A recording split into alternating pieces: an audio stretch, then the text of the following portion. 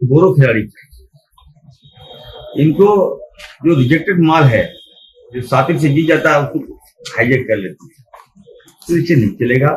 वैसे प्रत्याशी जिनको मैं हरा चुका हूं, उनको मैं कहूंगा यार, ये समय जो है लड़ने का, लड़िए। जैसे भाजपा समाप्त कर देगी आपको, भाजपा खोखला कर देगी आपको। मैं चुनौती देता हूं कि आपके साथ लड़ने में मजा आता है। यहाँ तो क्लीन स्वीप आपने दे दिया, हमको तो समझ नहीं आ रहा कहाँ जहां जा रहे हैं अपार जनसमर्थन। अब कार्यकर्ता एक दूसरे को रहेगा, जनता का मास।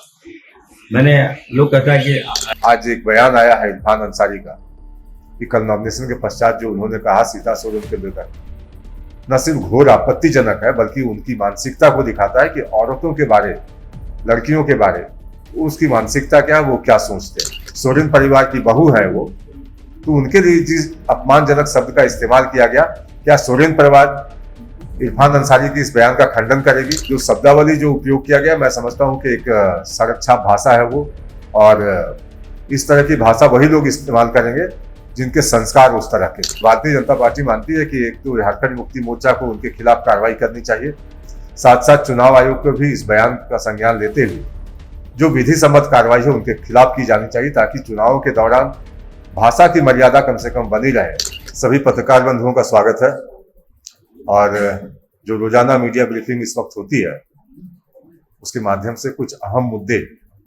जो राज्य के चुनाव से भी संबंधित है, राज्य के भविष्य से भी संबंधित है, वैसे विषय को लेकर हम आपके सामने आते हैं। आज हम युवाओं के भविष्य को लेकर जो भारतीय जनता पार्टी ने अपने पंचफलन में घोषणा की कि 2.87 लाख जो वैकेंसीज हैं, हम सरकार में आते ही पहली कैबिनेट में उसके लिए हम प्रस्ताव पारित करेंगे, कैलेंडर बनाएंगे ताकि समय से एग्जाम्स हो जाए।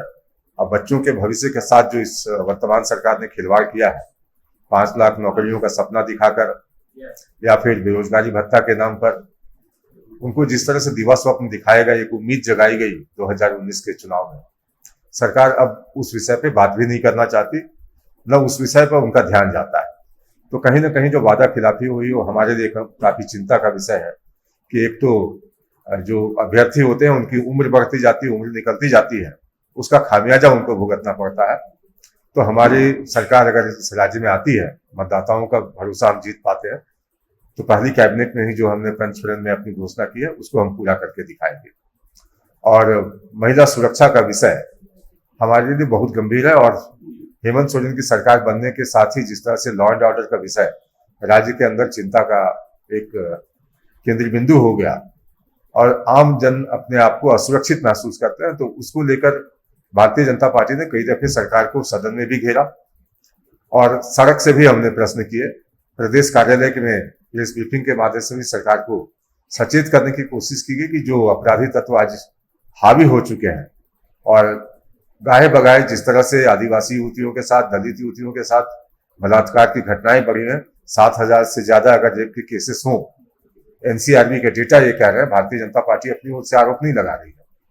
तो निश्चित रूप से किसी भी सरकार के लिए चिंता का विषय होना चाहिए था कि बहन बेटियों की सम्मान की बात करने वाली सरकार अगर इस मसले पर चुप्पी साधे बैठे रहे और कहीं ना कहीं जो फास्ट ट्रैक कोर्ट का एक कॉन्सेप्ट है उसको हम अगर इम्प्लीमेंट नहीं करते हैं ऐसे अपराधियों के खिलाफ कि जल्दी से जल्दी सुनवाई हो और कॉन्विक्शन रेट भी बढ़े, तब तक अपराधियों के मन में डर उत्पन्न नहीं किया जा सकता। तो इसलिए और एक जो चरित्र रहा है इस इंडिया अलायंस का कि जिस तरह से महिलाओं को टारगेट करते हैं, जो आज एक बयान आया है इरफान अंसारी का कि कल नॉमिनेशन के पश्चात जो उन्होंने कहा सीता सोरेन के लेकर, न सिर्फ घोर आपत्तिजनक है बल्कि उनकी मानसिकता को दिखाता है कि औरतों के बारे, लड़कियों के बारे उसकी मानसिकता क्या है, वो क्या सोचते हैं।